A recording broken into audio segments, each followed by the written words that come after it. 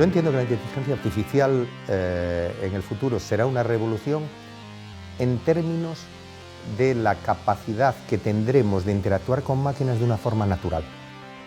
Entonces va a cambiar el concepto, desde mi punto de vista, de cómo usamos la tecnología, y en vez de usar la tecnología, lo que haremos será relacionarnos con la tecnología. Actualmente la tecnología la usamos, tenemos que aprender a manejar la máquina. En un futuro, si la inteligencia artificial avanza por donde tiene que avanzar, básicamente aprenderemos a relacionarnos con las máquinas. Tradicionalmente asociado al imaginario de la ciencia ficción, el concepto de inteligencia artificial está cada vez más presente en nuestro día a día de forma para nosotros a veces casi imperceptible, en áreas tan dispares como la teleasistencia para personas de la tercera edad, la automoción, los teléfonos inteligentes o la propia Internet. Una ciencia en la que se combinan áreas como la computación, la robótica, la psicología, la neurología o la filosofía, y que se presenta como un terreno con infinitas posibilidades. Con motivo del Congreso Internacional HAIS 2016, celebrado en la Universidad Pablo de Olavide, que reunió a expertos en la materia provenientes de 15 países, hoy en Tesis nos asomaremos al mundo de la inteligencia artificial, una de las grandes revoluciones del siglo XXI.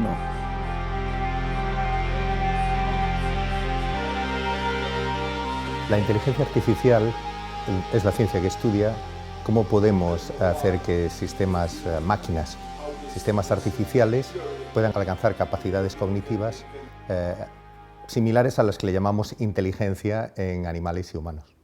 Lo que se espera a la hora de crear dispositivos de inteligencia artificial es conseguir unos dispositivos que uno no tenga que darle unas órdenes tan directas o que no tenga que programar de una forma tan específica o detallada como ocurre ahora con los programas de ordenador. Entonces, lo que se busca es que esos propios dispositivos puedan aprender del entorno y puedan obtener la información que necesitan para poder operar, de manera que solo tengamos que indicarles lo que queremos que hagan al final y no el cómo. En el contexto de la inteligencia artificial, el concepto de pensar es algo que nosotros llamamos prospección y deliberación. Prospección se le llama a la capacidad de predecir lo que va a ocurrir en un momento futuro y además de evaluarlo, de evaluar eso que ha ocurrido.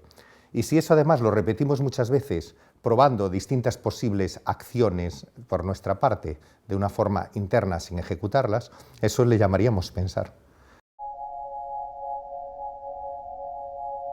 Un robot basado en ensayo y error puede tener un proceso de aprendizaje. De hecho, casi todos los paradigmas que se llaman de aprendizaje por refuerzo es en lo que se basan. Haces ensayo-error, realmente recibes una recompensa cuando haces cosas bien y recibes un castigo o no recompensa cuando las cosas no te han salido tan bien, cuando tu error es muy grande. Y a partir de esos parámetros uno puede ir regulando internamente el sistema que tenga, de manera que pueda adaptarse a producir el máximo de premio posible.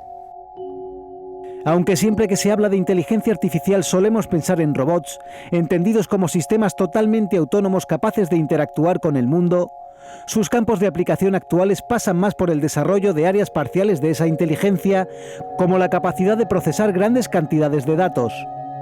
Desde hace 15 años, el Grupo de Investigación de Ciencia de Datos y Big Data de la Universidad Pablo de Olavide lleva desempeñando su labor en esa línea. Dentro de la ciencia de datos y Big Data pues tenemos distintas líneas de investigación. Por ejemplo, una línea de investigación que tenemos es la bioinformática, que es la aplicación de la inteligencia artificial a temas de medicina, a temas biosanitarios, con aplicaciones relacionadas con biología.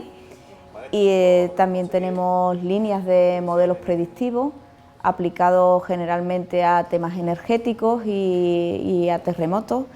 Y en definitiva de lo que se trata es de coger un volumen de datos suficiente como para que el ojo humano con esa maraña de datos lo único que ve es un bosque, no puede sacar conclusiones digamos manualmente, y es necesario las metodologías de inteligencia artificial para a partir de esos datos extraer digamos conocimiento para que nos ayuden pues a los médicos a la toma de decisiones o a los expertos en sismología a activar los protocolos de alertas para terremotos.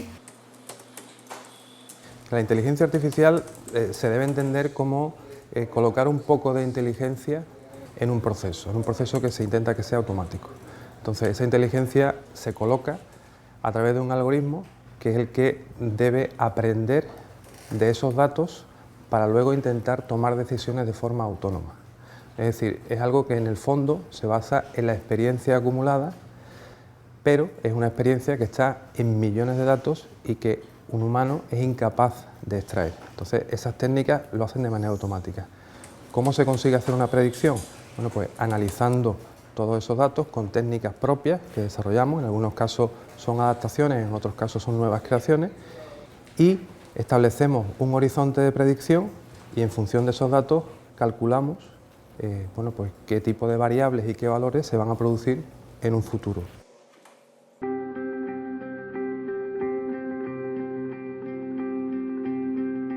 Ha habido a lo largo de la historia muchísimo esfuerzo en sistemas, sobre todo basados en reglas, con capacidad de procesado muy grande, para jugar al ajedrez o para jugar últimamente al Go. Pero eso es una inteligencia muy limitada, son entornos muy acotados con reglas muy bien definidas y muchos de los investigadores que estamos en este área tendemos a ir a llevar la inteligencia a entornos que no estén tan acotados, donde realmente haga falta adaptarse y aprender. Inteligencia no es solo una gran capacidad de procesado, sino es una capacidad de adaptación al medio de una forma eficiente, como por ejemplo capacidad de aprender a caminar solo o de tropezar, caerte y aprender a levantarte, temas de este estilo. De hecho hubo un investigador que decía que los elefantes no juegan al... Bueno, tiene el título de uno de sus artículos es "Los elefantes no juegan al ajedrez, sin embargo los consideramos inteligentes". Cualquier dispositivo que sea capaz de hacer algo favorable a la interacción ya tiene algo de inteligencia artificial. Cualquiera que esté en el plano doméstico se le han incorporado elementos que ya contienen, digamos, el aprendizaje de un histórico y entonces son capaces de emitir un juicio propio. El caso más representativo lo tenemos en las rutas que le pedimos a los móviles, por ejemplo. De forma automática le pedimos ruta y nos da una ruta y si no nos convence, pues le pedimos decir que recalcule la ruta. Eso es un ejercicio de inteligencia artificial.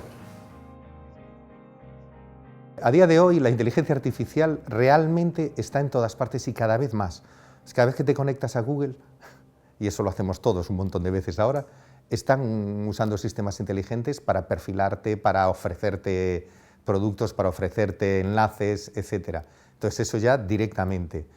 Cada vez que nos conectamos al coche hay elementos de inteligencia artificial, cada vez que encendemos el coche, hay elementos de inteligencia artificial en nuestro coche. Bueno, ahora nos meten contadores inteligentes en casa para la electricidad. O sea, está apareciendo por todas partes. Eso sí, elementos muy restringidos por ahora de inteligencia artificial. En el caso de los vehículos autónomos, fundamentalmente, bueno, primero la ayuda que tiene también muchísimas consecuencias, porque evidentemente hay personas que no tienen la completa autonomía para un vehículo, pero también lo que se intenta fundamentalmente es corregir defectos. Aquellos defectos más pronunciados en humanos son los que precisamente de forma autónoma se intentan corregir con la introducción de técnicas de inteligencia artificial. Es decir, esto es un proceso de análisis de muchísima información que al final se concreta con unas técnicas que son capaces, a través de datos, en el caso de los vehículos autónomos, a través de sensores, de determinar qué situaciones requieren la intervención automática de, en este caso, el vehículo autónomo.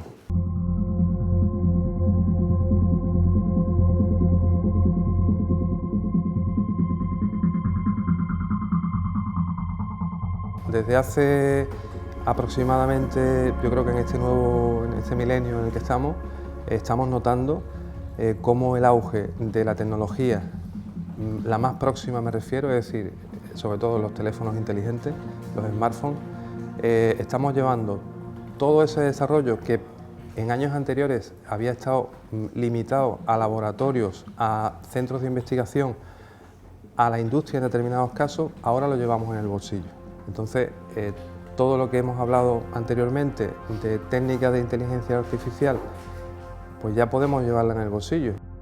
El ejemplo más claro lo tenemos en en la aplicación que seguro que todos llevamos para ver si va a llover o no va a llover dentro de 2 horas. Eso en el fondo es un sistema predictivo que está ahí, que lo controla un organismo oficial y tenemos esa información ahí.